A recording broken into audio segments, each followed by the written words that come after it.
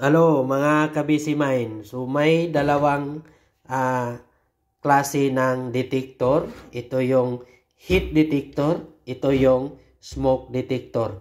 So paano malaman na heat detector or smoke detector? Panoorin mo ang video na ito para malaman mo kung paano gumagana ang mga device na ito. So bago yan, so ipaliwanag ko muna yung function ng bawat isa nito.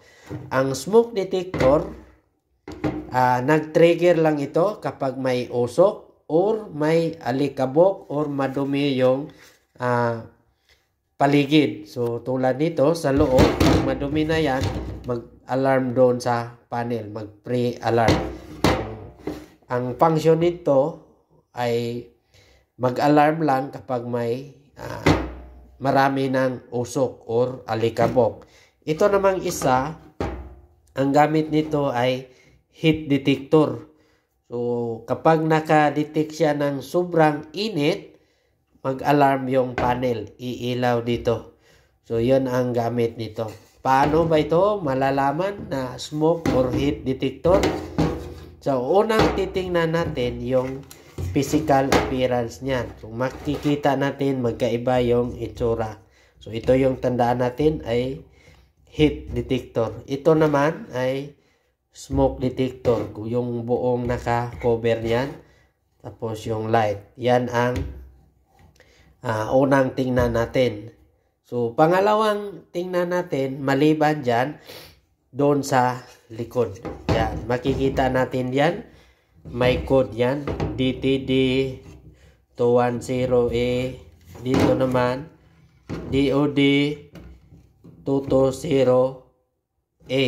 So, makikita naman din natin dyan na yan, analog heat detector. Yan, rate of race heat detector. Yan, malalaman natin na heat detector ito. Dito naman sa kabila, addressable smoke detector. So, may maraming klase ng label makikita natin dyan sa likod. Depende yan sa mga brand. Mayroong optical na nakalagay, mayroong HD or Fahrenheit. Yan, basta tandaan natin na yan ang function niya. Mayroon din na multi-detector. Isang device lang siya na pwedeng i-detect niya yung heat at saka smoke. So, iba yung device na yan.